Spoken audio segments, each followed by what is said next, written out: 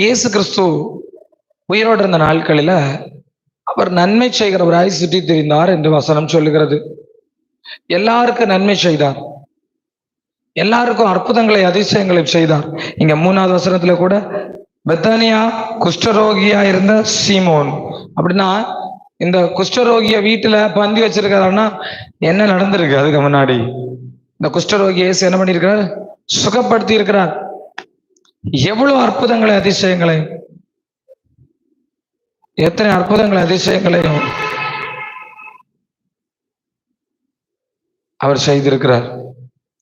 ஆனால் அவரை கொலை செய்யணும்னு வகை தேடுகிறார்கள். இப்போ இந்த இடத்துல இருந்து நாம் தப்பு வைக்கலாமா?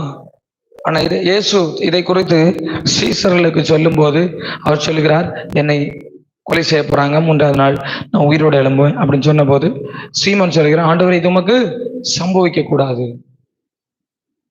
அப்போ நல்லா கவனிங்க, மனுஷனுடைய பார்வையில சீமோன் சொன்னது சரியான ஒரு காரியம் இல்லையா? இன்னைக்கு நான் மனுஷ பார்வையும் தேவ பார்வையும் குறித்து உங்களுக்கு கொஞ்சம் விளக்கி காண்பிக்கிறேன் பாருங்க. உங்க வாழ்க்கைய நீங்க எப்படி மனுஷ பார்வையில பாக்குறீங்களா, தேவ பார்வை, அதாவது தேவ திட்டத்துல பாக்குறீங்க? இது ரொம்ப முக்கியம். ஏன்னா ஏசாயா தீர்க்கதரிசன புஸ்தகத்துல எழுதப்பட்டிருக்கிறது, உங்களுடைய நினைவு என் நினைவுகள் அல்ல, உங்களுடைய வழிகள் என் வழிகளும் அல்ல என்று கர்த்தர் சொல்கிறார். ஆமாவா இல்லையா? அப்ப மனித நினைவுன்னு ஒண்ணு இருக்கு. மனித நினைவின்படி சீமோன் பேதுரு சொல்லுகிறான், ஆண்டவரே இது உமக்கு சம்பவிக்க பார்த்தா நல்லா இருக்கு. எப்படி இருக்கு? இயேசுக்கு அடி கிடைக்காது, இயேசுவை சிலுவையில் அறைய மாட்டாங்க. இது மனித பார்வையில எப்படிப்பட்டது? சூப்பர்ல. ஆனா தேவ பார்வையில இயேசு எதற்காக தான் பிறந்தார் சொல்லுங்க? இயேசு இவர் உலகத்தின் பாவத்தை சுமந்து தீர்க்கிற தேவ ஆட்டுக்குட்டி. அப்படியானால் தேவன் பிறந்ததே, இந்த உலகத்துல வந்ததே சிலுவையில் அறையப்படுவது. இப்ப சீமோன் சொல்றான், இது உமக்கு அவை செய்யலாமா? மனித பார்வை இப்படிப்பட்டது. ஆனா தேவ பார்வை, இதை நன்றாக அறிந்திருந்தவர் இயேசு கிறிஸ்து. இன்றைக்கு உங்கள் வாழ்க்கையை பற்றிய மனித பார்வை ஒன்று இருக்கும், உங்களுக்கு எல்லாம் தெரிஞ்சது. தேவ பார்வை ஒன்று இருக்கிறது, தேவ திட்டம் ஒன்று இருக்கிறது. இயேசு கிறிஸ்து சிலுவையில் அடிக்கப்பட வேண்டும் என்பது மிகவும் மோசமான ஒரு காரியம்.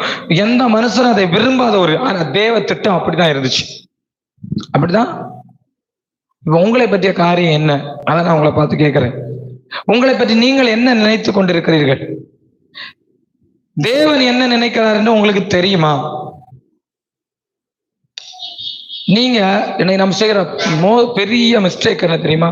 நம்மளை குறிச்சு ஒரு திட்டத்தை நம்ம போட்டுட்டு அதுக்காகவே ஜபிக்கிறது. நம்ம பிள்ளைகளை குறிச்சு ஒரு திட்டத்தை நம்மளே போட்டுடுறோம், அதுக்காகவே ஜபிக்கிறது. என் பிள்ளைய கலெக்டர் ஆகணும், என் பிள்ளைய. தேவன் எதற்காக இந்த பிள்ளைய உங்களுக்கு தந்தார்? என்னைக்கு அது நீங்க ஆண்டோட்ட கேட்டிருக்கீங்களா?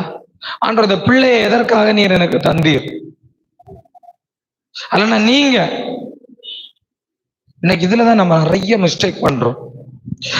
உங்கள் வாழ்க்கையில நீங்கள் அனுபவித்து வருகிற அநேக கஷ்டங்களுக்கு காரணம் தேவ திட்டத்தை புரிந்து கொள்ளாமல் நீங்களே செயல்படுவது. ஆவியான இன்றைக்கு தெளிவா சொல்லுகிற, சோதிக்கப்படுகிற எவனும் தன் தேவனால் சோதிக்கப்படுகிற என்று சொல். அவனவன் தன் சுய இச்சையின்படி எழுப்புண்டு சிக்குண்டு சோதிக்கப்படுகிறான். எல்லா காரியத்திலும் தேவ திட்டம் இருக்குது. இந்த பூமியில பிறந்த பிள்ளை என்ன படிக்கணும், எப்படி வளரணும், என்ன யார மேரேஜ் பண்ணணும், இந்த பிள்ளைகள் எல்லாம் தேவ திட்டம். இயேசுவை குறித்த தேவ திட்டம் இருந்துச்சா? அவர் எங்கே பிறக்க வேண்டும்? பெத்லகேமிலே பிறக்க வேண்டும். அவர் யாரிடத்திலே பிறக்க வேண்டும்? மரியாள் கன்னி கர்ப்பவதி ஆவாள். இருந்துச்சா இல்லையா? அவர் எத்தனை ஆண்டுகள் வீட்டுக்குள்ள இருக்கணும்?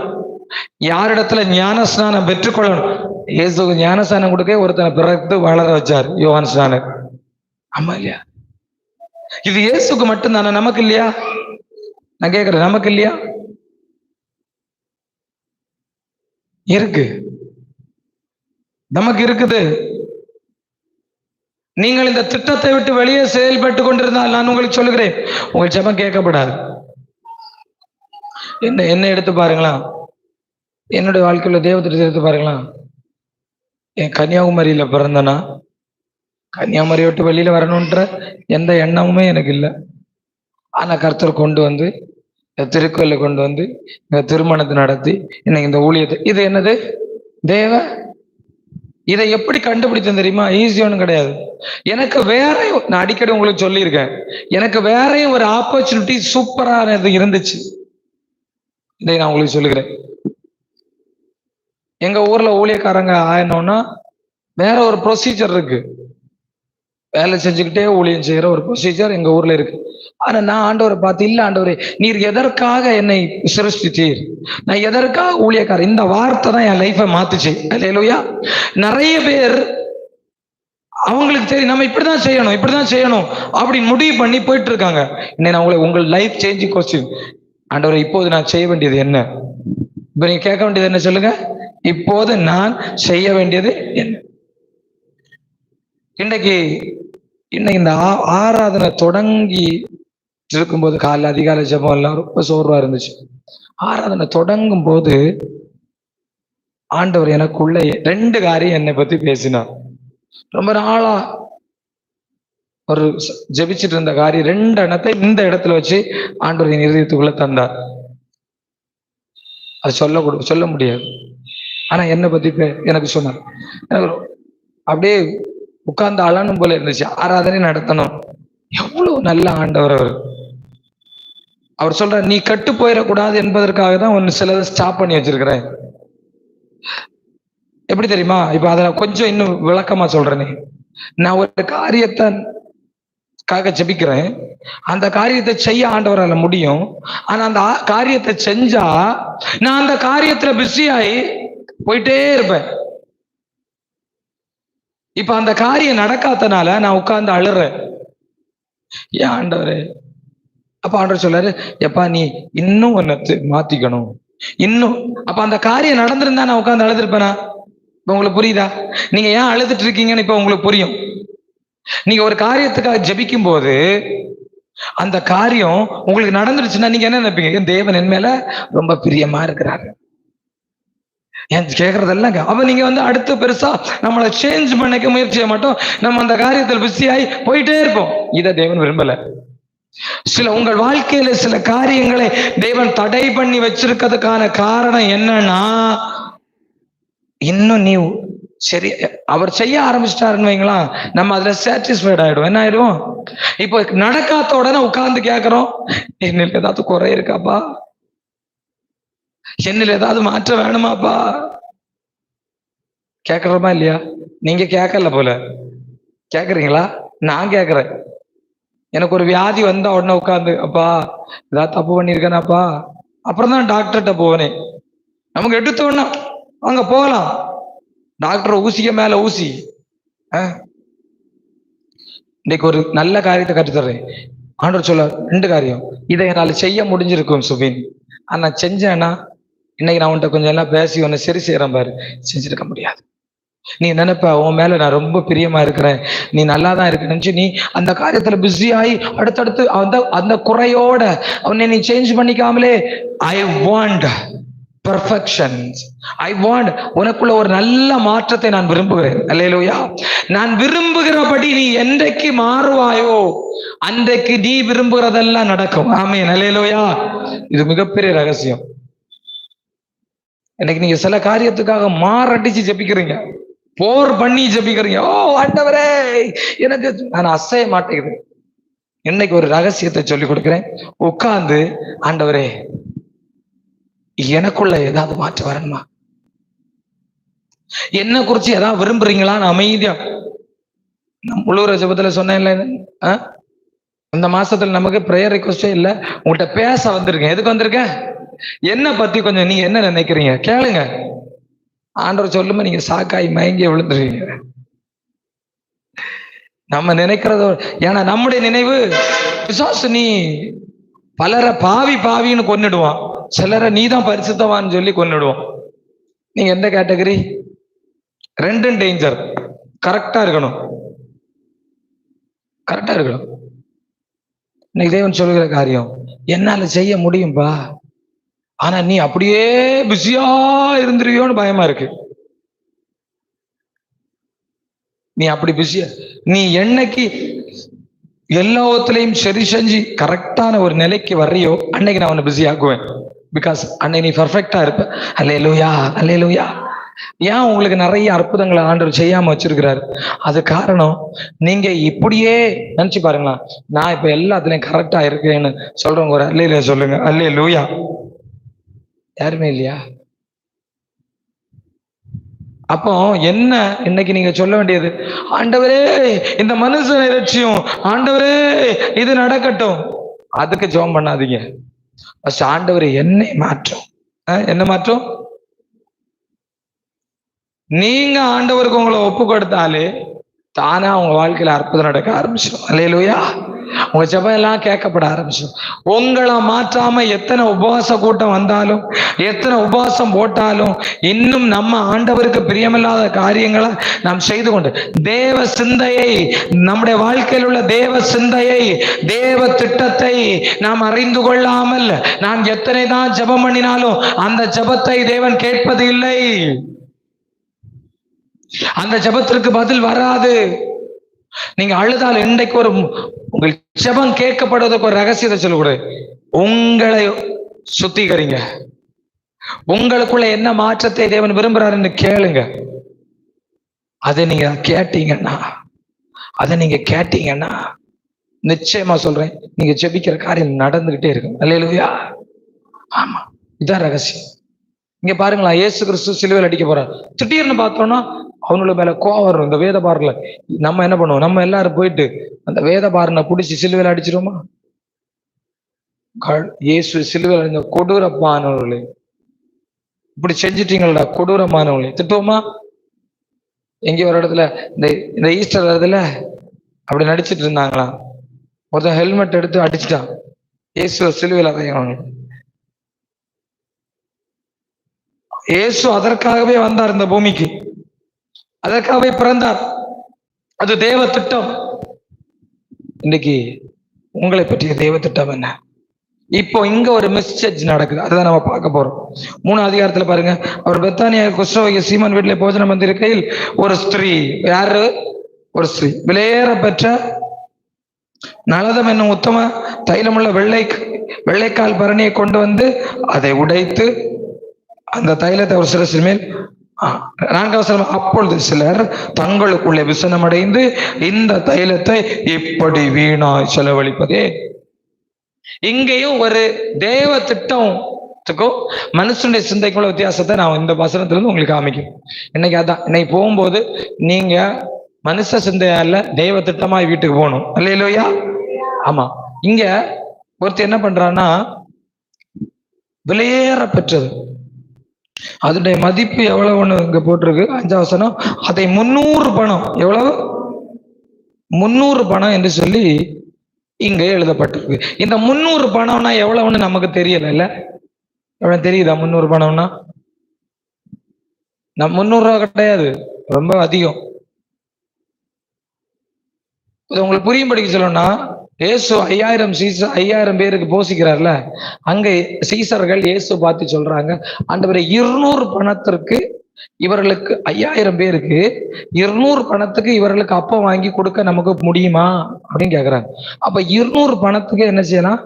அப்பம் வாங்கலாமா? அப்ப இந்த 300 பணம்னா கொஞ்சம் அதிகமான பணம் தான் இல்லையா?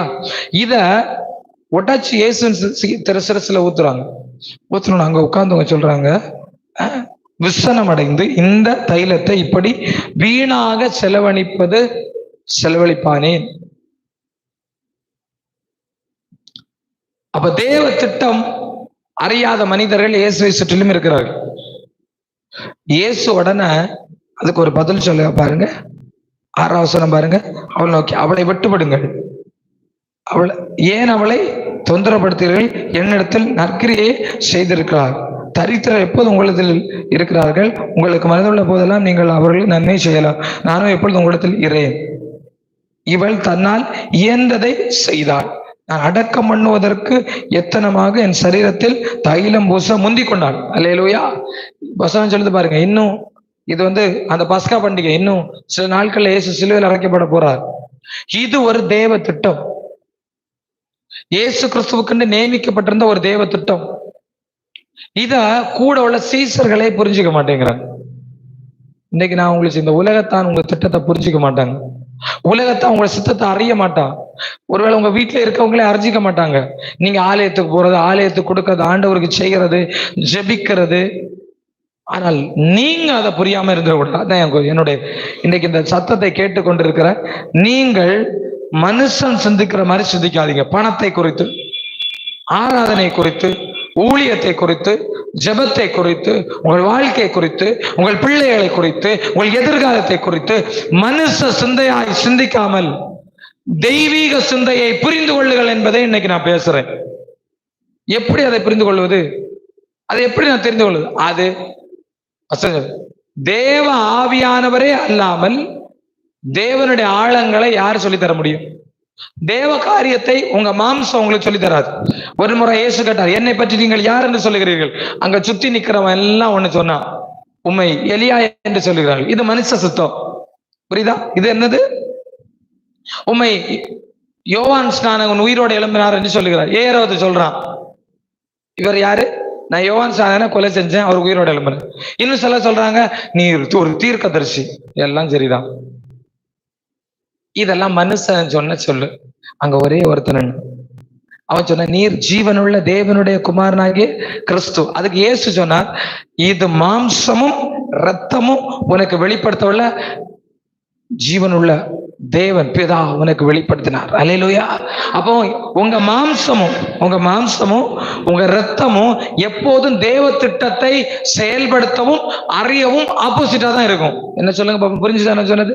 உங்களுக்கு ஒரு மாம்சம் இருக்குல்ல, இந்த மாம்சம் தேவ திட்டத்தை செய்ய விடாது. இந்த மாம்சம் தேவ திட்டத்தை அறியவும் விடாது. உங்களுக்கு ஆவியானவர் தான் வெளிப்படுத்துவார். அப்புறம் அதை எப்படி பெற்றுக்கொள்ளணும்? அதற்காகவே நீங்கள் அமர்ந்திருந்து ஜெபிக்க வேண்டும். நீங்க எப்படி தேவ திட்டத்தை அறிந்து கொண்டீங்க? எப்படி நீங்க அங்கிருந்து இங்க வந்தீங்க? எப்படி இந்த ஊழியத்தை 1000 சபையை கட்டுவேன்னு சொல்றீங்க? இதெல்லாம் தேவ திட்டம், நான் அறிஞ்சு கொண்டேன். நீங்க சும்மா பார்த்தா செய்ய முடியுமா? செய்ய முடியுமா? சபைகளை கட்டுவோம், 1000 ஆத்துமாக்கள் வரும், லட்சக்கணக்கில் ஆத்துமாக்கள் வரும்னு சொல்றோம். இதெல்லாம் தேவன் திட்டம். அதை நான் எப்படி அறிந்து கொண்டீங்கன்னா, சும்மா இல்ல, உபவாசத்தோடு கர்த்தருடைய சமூகத்தில் காத்திருக்க வேண்டும். இந்த உபவாச கூடத்துல சொல்றேன், நான் உங்களை பார்த்து, நீங்கள் தேவ திட்டத்தை, உங்கள் பிள்ளைகளுடைய வாழ்க்கையில் இருக்க தேவ திட்டத்தை, உங்க குடும்பத்தினுடைய தேவ திட்டத்தை அறிந்து கொள்வதற்கு ஆண்டவருடைய சமூகத்திலே காத்திருக்க வேண்டும். உபவாசத்தோடு காத்திருக்க வேண்டும். நீங்க வச்சிருக்கிற தேவ திட்டத்தை நிறைவேற்றுவதற்கு தான் நம்ம உபவாசம் பண்ணோம். சாரி, தேவ திட்டத்தை இல்லை, நம்ம ஒரு திட்டம் பண்ணிட்டோம்ல, எனக்கு இந்த வருஷத்துல இதை செய்யணும், பர்டிகுலரா ஒரு வீடு வாங்கணும், பர்டிகுலரா ஒரு வேலை கிடைக்கணும், பர்டிகுலரா என் பிள்ளைக்கு இது நடக்கணும். அதுக்காக உபவாசம் போட்டு நல்லா ஜெபிக்கிறோம். ஆனா தேவ திட்டத்தை எதுதான் என்பதை அறிந்து கொள்வதற்கு நாம் ஜெபிக்கிறோமா?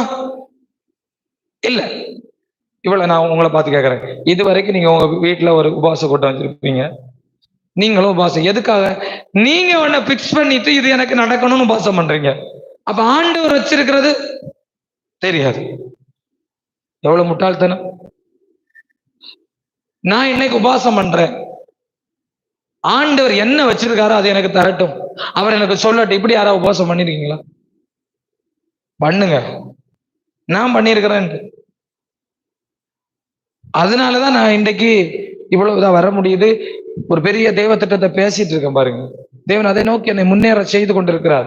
நீங்க அதை பார்ப்பீங்க, அது நடக்கிறத, சபைகள் கட்டப்படுகிறத நீங்க பார்ப்பீங்க. நீங்க ஒரு நாள் அந்தந்த கிராம சபைகளை நான் பிரசங்கம் பண்ணவும் நீங்க உட்கார்ந்து இருக்கிறதை நீங்க பார்க்க போறீங்க. பிகாஸ் இது என்னுடைய திட்டம் அல்ல, இது தேவ திட்டம். அதுக்காக நான் முயற்சி செய்யறேன், அதுக்காக தான் ஜெபிக்கிறேன். இந்த 40 நாள் ஜெபம் நீங்க எல்லாம் வர்றீங்கன்னு தான் நான் நடத்துறேன்னா, இது தேவ திட்டம். அதிகாலை ஜெபம் தேவ திட்டம். தேவ திட்டம் எப்பொழுதும் பார்த்தா கஷ்டமா தெரியும், ஆனா செய்ய செய்ய ஆண்டவரை பலப்படுத்துவார். ஆமென், அல்லேலூயா. அதுக்கான பணத்தையும், அதுக்கான தைரியத்தையும், அதுக்கான ஞானத்தையும் எல்லாத்தையும் ஆண்டவர் தருவார். இன்னைக்கு உங்கள் வாழ்க்கையை குறித்த தேவ திட்டம் என்ன? இந்த ஸ்திரீ அதை உடைத்து இயேசுவின் தலையில ஊற்ற வேண்டும் என்பது அவர் அடக்கம் பண்ண போகிறார். அவர்கள் பரிமள தைலத்தை அவள் முந்திக் கொள்ளுகிறாள். ஆனா அதை யாருக்கு புரியல? கூட உள்ளவர்களுக்கு புரியல, சீசர்களுக்கு புரியல. மாம்சத்தில் பார்த்து இதை ஏன் வீணாக்குகிறீங்க, தரித்திரல கொடுக்கலாமே. டே, எவ்வளவு பாக்கியம் தெரியுமா? தரித்திரல் இன்னைக்கு வரைக்கும் பூமியில இருக்கான். இயேசுனால பார்க்க முடியுமா? இப்போ நீங்க இயேசு பார்த்துருக்கீங்க? நான்லாம் ஒண்ணுக்கு அதிகமா சின்ன வயசுல ஆசைப்படுவேன். இந்த இயேசுக்கு மூவி எல்லாம் போட்டு பார்த்துட்டு அந்த சீசர்கள் எல்லாம் இயேசு கூட நடப்பாங்க பாரு, அங்க இங்க. எவ்வளவு பாக்கியம், நமக்கு இது கிடைக்காம போச்சே. இயேசுப்பா யாரு? இயேசுதான். இயேசு யாரு? கடவுள் மனிதனா இந்த பூமியில வாழ்ந்திருக்கிறார். இதர இஸ்ரவேல் எல்லாம் போய் பார்க்க, அவர் வாழ்ந்த இடத்தையாவது போய் பார்க்கணும் ஆசை இருக்கா? கடவுள் அவர் இன்னும் சில நாட்களிலே போய்விடுவார். அடுத்து நீங்க தேடினால அவரை பார்க்க முடியாது. இந்த ஸ்ரீ நலமானது ஒன்றை செய்தாள். என்னையா பெருசா 300 பணம், ஏசு கூத்துயா, லேலுயா. இன்னைக்கு உங்களை பார்த்து சொல்லுகிறேன், நீங்கள் உங்க திட்டத்துக்காக ஜெபிச்சதெல்லாம் போதும். நிறுத்துங்க. ஆண்டவரே, எனக்கு இதை செய்துதான் ஆக வேண்டும். ஆண்டவரே, என் பிள்ளைக்கு இதை செஞ்சுதான் ஆகணும். ஆண்டவரே, எனக்கு ஸ்டாப் இட். foolish prayer. ஏசு கூட எப்படி ஜெபிக்கிறா தெரியுமா? கெத்செமனேல எப்படி ஜெபிக்கிறா? பிதாவே, இந்த பாத்திரம் என்னை விட்டு நீங்க கூடமான நீங்க, ஆனாலும் என் சித்தப்படி அல்ல உம்முடைய. என்னை நீங்க எப்படி ஜெபிக்கிறீங்க? உங்க ஜெபம் என்ன? ஏன் உங்க ஜெபங்கள் கேட்கப்படல? ஏன் ஜெபத்துக்கு பதில் வரல? நம்மளே பிக்ஸ் பண்ணிடுறோம். ஏன்னா எனக்கு தெரியாதா? I have a lot of experience. எனக்கு தெரியும். நல்லா இருக்கு. உங்களுக்கு தெரிஞ்சதெல்லாம் குப்பை. ஆண்டவர் உங்க மேல வச்சிருக்கிறதெல்லாம் பெஸ்டா இருக்கு. என்ன இருக்கு? நீ நம்மளே யோசிச்சு முடிவு பண்றது இதான். ஃபர்ஸ்ட் உங்க மைண்ட் ஆஃப் பண்ணுங்க. உங்க எக்ஸ்பீரியன்ஸ் தூக்கி குப்பையில போடுங்க. ஆண்டவர் சொல்லுகிறது, ஆபிரகாம் ஹாஸ் எ எக்ஸ்பீரியன்ஸ். ஆபிரகாமுக்கு ஒரு எக்ஸ்பீரியன்ஸ் இருந்துச்சு தெரியுமா? கல்தையருடைய பட்டணம், வியாபார பட்டணம், இங்க இருந்தா பிழைக்கலாம், இங்க இருந்தா வாழலாம். Of your mind. நான் சொல்றத பண்ணிட்டு செய், நீ புறப்பட்டு போ. எதையுமே யோசிக்கல. ஆபிரகாம் இங்க இருந்து செயல்படுறவன்ல, இங்க இருந்து செயல்படு. அல்லேலூயா. இன்னைக்கு சொல்றேன், உன் மைண்டை யோசிச்சு திட்டம் போடாத. அது உனக்கு நல்லதல்ல. ஆபிரகாம் திட்டம் என்ன தெரியுமா? கொஞ்ச நாள் தாண்டி வித்தியாசம் தெரிஞ்சு. தேவ திட்டம் செய்கிறவனுக்கு கொஞ்ச நாள்ல வித்தியாசம் தெரியும். இப்ப சொல்றேன் பாரு. ஆபிரகாம் அங்க இருந்து வந்துட்டான், கானானுக்கு வந்துட்டானா? இப்ப ஈசாக்குக்கு பொண்ணு பார்க்கணும். ஓகே, நல்லா கவனிங்க. ஆபிரகாம் எல்லாத்தையும் விட்டுட்டு வந்துட்டான்ல, வந்துட்டான்.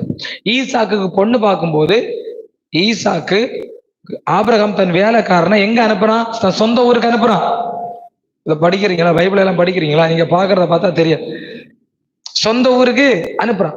அனுப்பும் போது லாபானுடைய வீட்டுக்கு போறாங்க. லாபானுடைய வீடு எது? அதுதான் ஆபிரகாமுக்கு சொந்த வீடு. புரியுதா? அதை விட்டுட்டு வந்த வீட்டுக்கு அனுப்பி அங்க ரெபேக்காளை கூட்டிட்டு அனுப்புறான். அப்போ இந்த பார்வையில நல்லா கவனிங்க. இங்க பாருங்க, கொஞ்ச நாள் தான் ஆகுது. வருஷம் எவ்வளவு? ஒரு 40 வருஷம் தான் ஆகுது. 55 வருஷம் தான் ஆகுது. இந்த 55 வருஷத்துல எல்லாத்தையும் விட்டுட்டு பரதேசியா வந்தவன் கையில, அவனுடைய வேலைக்காரன் கையில தங்கம், கடாகங்கள், இதை கொண்டு ரெபேக்காள் கையில கொடுக்குறான். கொடுத்தோன்னு அவன் மெமரைஸ் ஆயிட்டான். இல்ல கொடுத்து பார்த்தீங்களா? அவன் ஆச்சரியப்பட்டு லாபான்ட்ட போய், லாபம் வா வா வா என் வீட்டுக்கு. இப்ப சொல்லுங்க, லாபான் பணக்காரனா ஆபிரகாம் பணக்காரனா? சொல்லுங்க. ஆபிரகாம். வெறும் 45 வருஷத்துல அவன் பெரிய ஆளாயிட்டான். கர்த்தருடைய சித்தத்தை செய்கிறான். கர்த்தருடைய சித்தத்தை செய்கிறவன். நீ உங்களை பார்த்து நான் சொல்றேன், அது தொடக்கம் தான். அதை முடிச்சு வர யாக்கோபு போறான் பாருங்க. லாபான்ட்ட போய் வேலை செஞ்சு அது மட்டுமா? வர வர வர வர இப்போ அந்த கல்தேயருடைய பட்டணம் எங்க இருக்குன்னு நமக்கு தெரியாது. ஆனா ஆபிரகாமுடைய பிள்ளைகள் இஸ்ரவேல். அல்லேலூயா. தேவ திட்டத்தை நீங்கள் செய்தீர்களானால் தலைமுறைக்கு உங்கள் பிள்ளைகள் வாழும். அல்லேலூயா. உங்க சித்தத்தை செஞ்சாங்கன்னா ஒரு மலை தலைமுறை தாண்டாது. ஆமென். அல்லேலூயா. இன்னைக்கு உங்களை பார்த்து தேவ திட்டத்துக்கு உங்களை ஒப்பு கொடுங்கள். தேவ திட்டத்துக்கு ஒப்பு கொடுங்கள். இனிமே உங்க உபவாசம் எப்படி இருக்குன்னு தெரியுமா? ஏதாவது பிக்ஸ் பண்ணிட்டு இதை எனக்கு நான்லாம் ஆண்டவர் என்ன சொல்லுகிறார் அதுக்குதான் உபாசிக்கணுமே. நம்ம ஒண்ணு எனக்கு இது வேணும், என்னை கொடுத்து நீர் என்ன விரும்புறீங்க ஆண்டவரே? வேலையெல்லாம் வீட்டுல இருக்கீங்களா? ஆண்டவர்கிட்ட கேளுங்க, ஆண்டவர் என்ன விரும்புறீங்க? அவர் சொல்லுவார், இதை செய் மகளே, வாய்க்கும் காரியம் வாய்க்கும். இந்த ஒரு ஜெபத்தை பண்ணி பாருங்க, ஒவ்வொரு காரியமும் வாய்க்க ஆரம்பிக்கும். உங்க சிந்தை, நான் இதை பண்ணி அப்படி பண்ண போறேன், இதை பண்ண போறேன், அந்த உங்க சிந்தையெல்லாம் என்னை விட்டுருங்க. தேவ சித்தம் என்ன, உங்கள் வாழ்க்கையை குறித்த தேவ திட்டம் என்ன, அதை தெரிஞ்சு கொள்ளுங்க. இயேசு சொல்லுங்க பாருங்க, ஆமென், ஸ்தோத்திரம். 8ஆம் வசனம், இவள் தன்னால் இயன்றதை செய்தாள், நான் அடக்கம் பண்ணுவதற்கு எத்தனமாக என் சரீரத்தில் தைலம் பூச முந்திக் கொண்டாள். 9ஆம் வசனம் பாருங்க, இந்த சுவிசேஷம் உலகத்தில் எங்கெங்கே பிரசங்கப்படுமோ அங்கங்கே இவளை நினைப்பதற்காக இவள் செய்தது சொல்லப்படும் என்று மெய்யாக உங்களுக்கு இந்த ஸ்திரியை குறித்து சொல்லப்படுது. இன்னைக்கு இங்கே இது பிரசங்கப்படுகிறது, இங்கே அந்த ஸ்திரியை குறித்து சொல்லப்படுகிறது. தேவ திட்டம் செய்கிறவளை குறித்து நீங்க இறந்து போனாலும் தலைமுறை பேசும். அல்லேலூயா. பாத்தீங்களா, தெய்வ திட்டம், இவ தேவ திட்டம் செஞ்சால, இன்னைக்கு உங்க கதை என்ன, எல்லாம் என்ன பண்ணிட்டு இருக்கீங்க? தேவ திட்டம் செய்வதற்கு ஜெபிக்க வேண்டும். நம்ம ஜெபிக்கலாமா? ஆமென், ஸ்தோத்திரம். நீங்க யூதாசை பாத்தீங்களா? ஆண்டவர் கூட இருந்த அடுத்த வசனத்துல பாருங்க, 10ஆம் வசனம். ஆமா, அப்பொழுது 12 ஒருவனாகிய யூதாஸ் காரியத்து என்பவன் அவரை பிரதான ஆசாரியரிடத்துக்கு காட்டி கொடுக்கும்படி அவர்களிடத்தில் போனான். இவன் பாருங்களா, தேவ திட்டம் நடக்கிற இடத்துல ஒரு மாம்ச திட்டம் செய்கிறவன். எப்படிப்பட்ட ஆளு பாருங்களா இவன் எல்லாம், எப்படிப்பட்ட பாக்கியத்தை இழந்தான் பாத்தீங்களா இந்த இவன், இப்படிப்பட்டதை இழந்திருக்கான். நான் நேற்று காலையில சொன்னேன், இந்த 12 பேர் 12 சிங்காசனம் பரலோகத்துல யூதாசனம் வேற ஆண்டவர் போட்டு வச்சிருக்காரு. அட படுபாய் பாரு, வெறும் 30 வெள்ளி காசுக்காக எவ்வளவு பெரிய பாக்கியத்தை இழந்து போனா பாத்தீங்களா? மனுஷ சித்தம், இவனுக்கு காசு, திருடி கூட போய் காசு சம்பாதிச்சு அந்த திருடனு கூட சிலுவையில் அரைஞ்சிருந்தா கூட நீ தப்பிச்சிருப்பியாடா. இயேசுவை காட்டி கொடுத்தா அவனை காசு சம்பாதிக்கணும். இயேசுவை காட்டி கொடுத்தாயா உனக்கு காசு சம்பாதிக்கணும். மனித திட்டம், மனித யோசனை எவ்வளவு தீமையானது பாத்தீங்களா? என்ன தயவு செய்து சொல்றேன், யாரெல்லாம் நான் சொல்றதும் கரெக்டா இருக்கும், நான் இப்படி யோசிக்கிறதா யூகிக்கிறேன், குப்பையில போடுங்க. உங்க பிசாசு இந்த யூதாசு பாருங்களா, அவன் யோசிக்கிறான். அவனுடைய திட்டத்தை குறிச்சு கொஞ்சம் சொல்றேன் பாருங்க. இயேசு அப்படி காட்டி கொடுத்தவனா இயேசு அப்படியே எஸ்கேப் ஆகி வந்துருவாரு. நான் இப்படியே எஸ்கேப் ஆகி இயேசுட்ட போய் 70 தரம் மன்னிங்க ஆண்டவரேன்னு சொன்னேன். அந்த இயேசுட்ட போய் தாழ விழுந்து ஆண்டவரேன்னு மன்னிப்பு கேப்பேன். இயேசு என்னை கட்டி அணைத்து எனக்கு முத்தம் தந்து நான் காசையும் பாக்கெட்டுக்குள்ள வச்சுட்டு இயேசு கூட டிராவல் பண்ணுவேன். இது யாருடைய திட்டம்? மனுஷ திட்டத்தை பாத்தீங்களா? நடந்துச்சா? மனுஷ திட்டம் நடந்துச்சா? இப்ப சொல்லுங்க, உங்க திட்டம் நடக்குமா? உங்க திட்டம் நடக்குமா? அப்ப இன்னைக்கு நிறுத்துங்க உங்க திட்டத்தை. போய் உட்காந்து ஒரு ஒரு ஒரு ஒரு ஒரு புத்தகத்தை தரங்க, பிளெயின் பேஜா இருக்கட்டும், பேனாவை எடுத்து வைங்க. ஆண்டவரே, என் மைண்ட் இப்படிதான் இருக்கு, நீர் ஏதாவது சொன்னா நான் எழுதுறேன். நீர் ஏதாவது சொன்னா நம்ம இப்படி ஆகும். ஆண்டவரே இதெல்லாம் எழுதி வச்சுட்டு, ஓ மை ஆண்டவரே எனக்கு செய்யும், ஆண்டவரே எனக்கு செய்யும். யார் திட்டம்? யூதாசுக திட்டம். 30 வெள்ளி காசை பெற்றுவிட்டு நான் இயேசு அப்படியே மறைந்து விடுவார். ஏன்னா பலமுறை இயேசு எஸ்கேப் ஆயிருக்காரு. இதுதான் இவனுக்கு தெரியும், பாஸ் எக்ஸ்பீரியன்ஸ். ஒரு முறை அவரை மலையிலிருந்து தள்ளிவிட அவர் மறைந்து போனார். இந்த முறை அவர் மறைந்து போவார், நானும் மறைந்து போவேன். நாங்கள் 2 பேரும் கெத்செமனேக்கு அந்த பக்கத்துல வந்து நான் விழுந்து மன்னிப்பு கேட்பேன், இயேசு என்னை மன்னிப்பார், எனக்கு 30 காசுக்கு லாபம் என்று நினைத்தார். இவன் திட்டத்தை வச்சுட்டு அதுக்காக ஜெபிக்க கூட செஞ்சிருப்பான். நல்லபடியா நான் இயேசு காட்டி கொடுத்து வந்துடணும், அப்பா பிதாவே ஜெபிச்சிருப்பான். வேலை, அப்பா பிதாவே எனக்கு உதவி செய்யும், உங்களுடைய குமாரன் நான் காட்டி கொடுத்து வந்து என்னை மன்னியும். பார்த்தா, ஏன் நான் இதை எவ்வளவு கிளியரா சொல்றேன் தெரியுமா? அவர் மரண ஆக்கினைக்கு உட்படுத்தப்பட்டார் என்று அறிந்த உடனே அவன் என்ன செஞ்சான்? வெள்ளி காசை தேவாலயத்துல எறிஞ்சிட்டு நாண்டு கொண்டு செத்தான். அப்ப அவனுக்கு திட்டம் வேற வேற மாதிரி நடந்துருச்சு. உண்மையிலே எனக்கு காசு மட்டும்தான் அவசியம்னா அவர் செத்தா எனக்கு என்ன? அவனுக்கு காசும் வேணும், இயேசும் வேணும். இன்னைக்கு நிறைய பேர் இப்படிதான் இருக்கும், உலகமும் வேணும், நாண்டு கொண்டு சாக வேண்டியதான் யூதாச மாதிரி. இந்த ஸ்திரீய பாருங்களா, இந்த ஸ்திரீய பாத்தீங்களா? காசு வேணாம், இயேசுதான் வேணும். 300 பணம். எத்தனை பணம்? வெள்ளைக்கால் பரணை உடைச்சி ஊத்துறாரு. எனக்கு இயேசு மட்டும்தான் வேணும், அப்படியே திட்டம் மட்டும்தான் வேணும், எனக்கு அவர் தான் வேணும் அப்படின்னு பிடிக்கிறவள் தான் இன்னைக்கு சொல்றேன். ஒரு நோட்டு திறந்து எதுவும் எழுதாதீங்க. ஆண்டவரே நான் எனக்கு நீங்க ஏதாச்சும் நான் எழுதுறேன், எத்தனை நாள் வேணாலும் ஆகட்டும், எழுதாதீங்க. ஜெபம் பண்ணிக்கிட்டே இருங்க. நீங்க ஏதாவது சொல்லும், ஆண்டவரே என்னை பத்தி, என் பிள்ளைகளை பத்தி நான் என்ன செய்யணும், என்ன செய்யணும், என்ன செய்யணும், நான் கேட்ட பல நாள்கள் என்ன செய்யணும் சொன்னார், வெளிப்படுத்தினார். அவர் பேசும் தேவன். அவர் உங்களுக்கு சொல்லுவார், உங்களை குறித்து சொல்லுவார், உங்கள் பிள்ளைகளை குறித்து சொல்லுவார், உங்கள் எதிர்காலத்தை குறித்து சொல்லுவார். அந்த திட்டத்தை நீங்கள் செய்யும்போது தலைமுறைகள் உங்களை குறித்து பேசும். ஆமே, உங்கள் பிள்ளைகளை குறித்து பேசும். இதே தேசத்துல கர்த்தர் வாழ வைக்கும். தேவ திட்டத்தை அறியாமலே இன்றைக்கு அநேக கிறிஸ்தவர்கள் கெட்டு போகிறார்கள். தேவ திட்டத்தை புரிந்து கொள்ளாமலே அநேகர் கெட்டு போகிறார்கள். தேவ திட்டம் தெரியாமல் இயேசு சொல்றார் பாருங்க, என்னை நோக்கி கர்த்தாவே கர்த்தாவே என்று கூப்பிடல, பிதாவின் சித்தத்தை செய்கிறவனே தேவனுடைய ராஜ்யத்தில் பிரவேசிக்க. பிதாவுடைய ராஜ்யத்துல பிரவேசிக்க ஆண்டவர் நமக்கு உதவி செய்வாராக. அல்லேலூயா. ஆண்டவர் நமக்கு உதவி செய்வாராக. இல்ல கண்களை மூடி ஜெபிக்கலாமா? இன்னைக்கு தேவ திட்டம் நம்மத்தில் நடக்கட்டும், தேவ சித்தம் நம்மத்தில் நடக்கட்டும். ஆண்டவரே எங்களுக்கு உதவி செய்யுங்க. ஜெபிங்க பார்க்கலாம், உதவி செய்யுங்க. தகப்பனே உதவி செய்யுங்க. ஆண்டவரே ராஜா நீர் எங்களுக்கு உதவி செய்யுங்கப்பா. தேவ சித்தம் எங்களுக்கு நடக்கட்டும். ஆண்டவரே இதுவரைக்கும் மன்னிப்பு கேளுங்க. இதுவரை நானே திட்டம் போட்டுட்டேன், இதுவரைக்கும் நானே எல்லாம் செஞ்சுட்டேன், நான் மன்னிங்க ஆண்டவரே. இன்னைக்கு நான் அப்படி இருக்க மாட்டேன். சொல்லுங்க, நான் அப்படி இருக்க மாட்டேன்பா. I want to do God's plan. உங்க திட்டத்தை எல்லாம் தூக்கி போட்டுருங்க. என்னை குறித்து நீர் என்ன விரும்புறீர், இதை மட்டும் ஜபிச்சீங்கன்னா நீங்க ஜபிக்கிற எல்லாத்துக்கும் பதில் கிடைச்சிடும். உங்க புருஷனுடைய காரியம், உங்க குடும்பத்தினுடைய காரியம் எல்லாத்துக்கும் பதில் கிடைச்சிடும். உங்கள் வாழ்க்கையில் உள்ள தேவ திட்டம் என்ன, அதை புரிஞ்சுக்கிட்டீங்களா? மனுஷ யோசிக்கப்பட யோசிக்காதீங்க, மனுஷ சிந்தைகள் படி யோசிக்காதுங்க. இந்த ஸ்திரீ இந்த இடத்துல 2 பேர், யூதாசை பார்த்தோம், இன்னொன்னு அந்த விலையேறப்பட்ட தைலத்தை உடைச்சு ஊற்றின ஸ்திரீயை பார்த்தோம். அவள் தேவ திட்டத்தை செஞ்சாள். நீங்க என்ன செய்ய போறீங்க? நீங்க என்ன பண்ணிட்டு இருக்கீங்க? நீங்களே யோசிச்சு, நீங்களே சிந்திச்சு, நீங்களே பண்ணிட்டு இருக்கீங்களா? வேணாம், இன்னைக்கு விட்டுருங்க. இல்லப்பா எனக்கு எதுவும் இல்லை, சொல்லுங்க எனக்கு எதுவும் இல்லை, எல்லாம் உடைய சித்தம்பா, உடைய சித்தத்திற்கு என்னை ஒப்பு கொடுக்குற. சொல்லுங்க, உடைய சித்தத்திற்கு என்னை ஒப்பு கொடுக்குற ஆண்டவரே, உடைய சித்தத்திற்கு என்னை ஒப்பு கொடுக்குற ஆண்டவரே, உடைய விருப்பத்திற்கு என்னை ஒப்பு கொடுக்குறேன் தகப்பனே.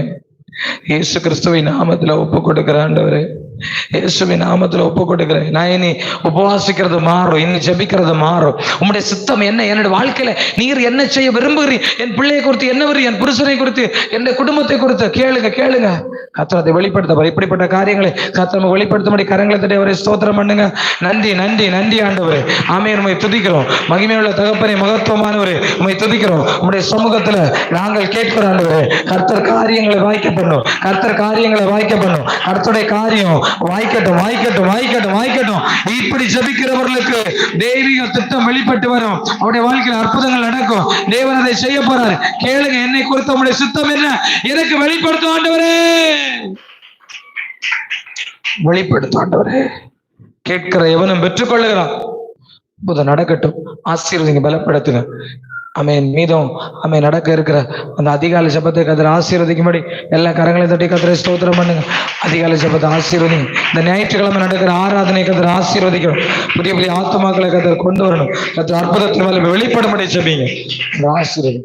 இயேசு கிறிஸ்து நாமத்தில் ஜெபிக்கிறேன் நல்ல பிதாவே, ஆமென்.